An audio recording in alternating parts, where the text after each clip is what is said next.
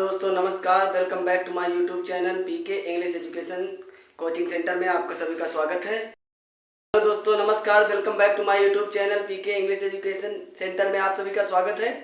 आज हमारी passive voice की चौथी क्लास है जो कि इंट्रोगेटिव सेंटेंस देखते हैं। दोस्तों पैसिव वॉइस का इंट्रोगेटिव सेंटेंस कैसे बनाया जाता है एक्टिव वॉइस से पैसिव वॉइस, चलिए देखते हैं। सर दोस्तों ये लिखा हुआ है इंटेरोगेटिव सेंटेंस, प्रश्नवाचक वाक्य। Do does plus subject plus V1 plus object plus other word. आप देखिए इसका पैसिव पहले एम आर आ जाएगा, सिंगुलर है, हमने पहले ही डिस्कस करके आपको बता दिया है कि इज लगेगा, आई के साथ एम लगेगा और आर के साथ प्लूरल के साथ आर लगेगा। उसके बाद सब्जेक्ट और फिर V3, फिर ओबीजे सॉरी अदर वर्ड, फिर वाई, फिर ऑब्जेक्ट लास्ट में जाएगा। सर दोस्तों चलिए शुरू करते हैं। नहीं लिख रहे हैं, स्टार्ट करते हैं। देखते हैं आज का पहला सेंटेंस। दोस्तों do you teach English. Do you teach English, क्या आप अंग्रेजी पढ़ाते हैं। इसका बनेगा पैसिव वॉइस। यहाँ पर डू है दोस्तों, यहाँ पर हमको देखना है ऑब्जेक्ट इसका, ऑब्जेक्ट इंग्लिश। सब्जेक्ट आपका जितना भी होता है सब होता है सिंगुलर। चलिए स्टार्ट करते हैं। चूंकि इंग्लिश हमारा ऑब्जेक्ट है तो यहाँ पर आएगा इज, और इज के बाद आप किसका इस्तेमाल करेंगे, इंग्लिश। और इंग्लिश के बाद टीच का जो थर्ड फॉर्म होता है वो होता है टाट, और टाट के बाद बाई, और उसके बाद यू को हम नहीं बदलते, यू ही चेंज कर देते हैं। अब डज शिवानी प्ले चेस, तो चेस हमारा सिंगुलर है तो यहाँ आ जाएगा इज, उसके बाद चेस, चेस के बाद प्ले का क्या होगा, प्लेड, प्ले का क्या होगा, प्लेड बाई, सॉरी दोस्तों कैपिटल लेटर में रहेगा शिवानी। अब आइए देखते हैं अगला रूल जो कि क्वेश्चन वर्ड, यानी क्वेश्चन वर्ड का इस्तेमाल पहले होगा, उसके बाद डू डज, फिर सब्जेक्ट, फिर V1, फिर ऑब्जेक्ट और फिर अदर वर्ड। और पैसिव वॉइस में आपको जो भी यहाँ पर लिखा होगा, I mean other word sorry question word लिखा होगा तो आपको एज ए कॉपी करना है वहाँ पे। इज एम आर पहले हम बता चुके हैं कहाँ पर यूज करना है आपको, सिंगुलर है आपका सब्जेक्ट तो इज लगेगा, आई है तो एम लगेगा और प्लूरल है तो आर लगेगा।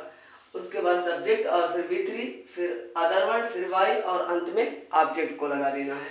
तो चलिए देखते हैं इसमें का पहला सेंटेंस। व्हाट, दोस्तों यहाँ what, why, when, where, how कुछ भी होगा उसको हम पहले यहाँ उतार लेंगे। जैसे व्हाट है तो व्हाट, यहाँ राम है, यहाँ रीड है और यहाँ न्यूज़पेपर सिंगुलर है, यहाँ नीचे आ जाएगा। फिर आपका आ जाएगा द न्यूज पेपर, और द न्यूज़पेपर के बाद आपका read, red, red third form red होता है, उसके बाद बाई और फिर राम, और लास्ट में एकदम क्वेश्चन मार्क। अब देखिए अगला सेंटेंस देखते हैं हम लोग, दूसरा इसमें का। दोस्तों इसको जरा इरेज कर देते हैं, इरेज कर देते हैं इसको। उसके बाद हम अगला सेंटेंस आपको बता, दूसरा सेंटेंस आपका है what do you make tea, क्या तुम चाय बनाती हो। इसका होगा व्हाट, टी है तो चूंकि यहाँ सिंगुलर आएगा, इज आएगा, इज, और मेक का हो जाएगा third form made by you, you तो बदलता नहीं है दोस्तों, यू का यू ही लिखेंगे। चलिए एक और सेंटेंस देख लेते हैं, तीसरा। When does Sheela learn lesson, Sheela पाठ कब याद करती है। ठीक है, तो पहले हम क्या लगाएंगे दोस्तों, व्हेन, व्हेन के बाद चूंकि लेसन आपका सिंगुलर है तो यहाँ आएगा इज, व्हेन इज लेसन यानी डबल एस लेसन, लर्न का दोस्तों हो जाएगा थर्ड फॉर्म लर्ट, उसके बाद बाई, और बाई के बाद शीला। चलिए हम लोग देखते हैं यूज ऑफ हु का प्रयोग इसमें। Use of who, use of who. Active से पैसिव में इसको कैसे बदला जाता है दोस्तों? एक्टिव का रूल है हु, और हु का एक विशेष ध्यान रखना आप लोग, हु के साथ डज का प्रयोग नहीं होता। डू या डज का प्रयोग हु के साथ नहीं होता। यदि सेंटेंस निगेटिव है तभी उसके साथ डज या डू का प्रयोग होगा, अन्यथा हम डू या डज का प्रयोग हु के साथ नहीं करेंगे।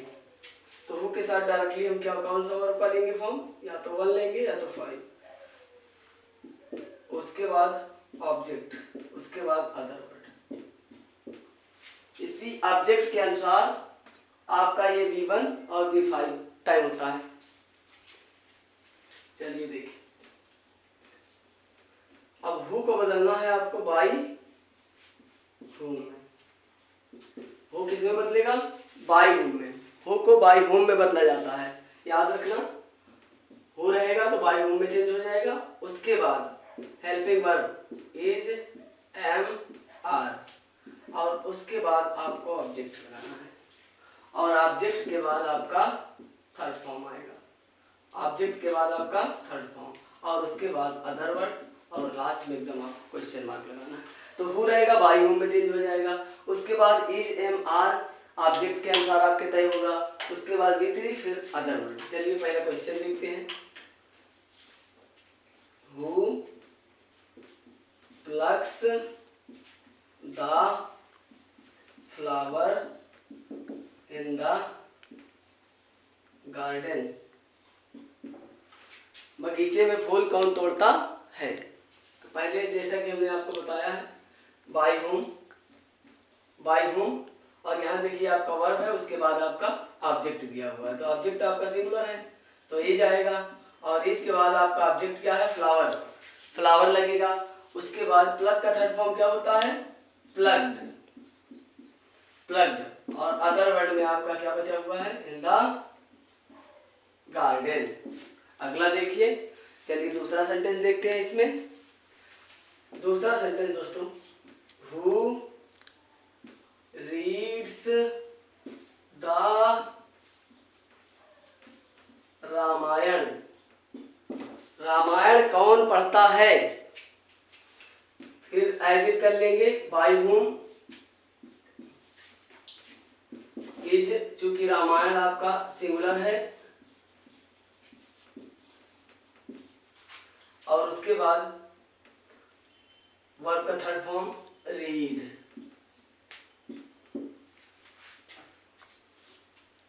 तो दोस्तों आपका ये दूसरा एक सेंटेंस और देख लेते हैं। तीसरा sentence, who teaches you English. Who teaches you English. Who teaches you English, तुम्हें अंग्रेजी कौन पढ़ाता है? इस सेंटेंस को देखिए, हु की जगह तो बाय हुम लगेगा, ठीक है। टीचेज आपका वर्ब हो गया। यू दोस्तों, यू आपका इनडायरेक्ट ऑब्जेक्ट होता है, और इंग्लिश आपका डायरेक्ट ऑब्जेक्ट होता है। तो दोनों में से किसी को भी यहाँ पर रख सकते हैं। जैसे आपका बाय होम हुआ, बाय होम के बाद अगर आप यू का इस्तेमाल करेंगे तो आर आएगा, इंग्लिश का इस्तेमाल करेंगे तो इज आएगा। तो आप किसी भी तरह बना सकते हैं, या चलिए इंग्लिश ही ले लेते हैं। इंग्लिश आएगा तो आपका इज आएगा। इसके बाद आपका थर्ड फॉर्म टीच का हम पहले ही बता चुके हैं, स्टार्ट होता है।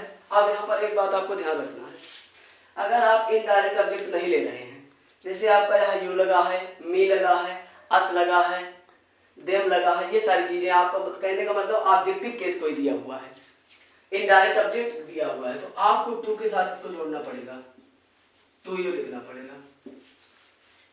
Thank you for watching this video.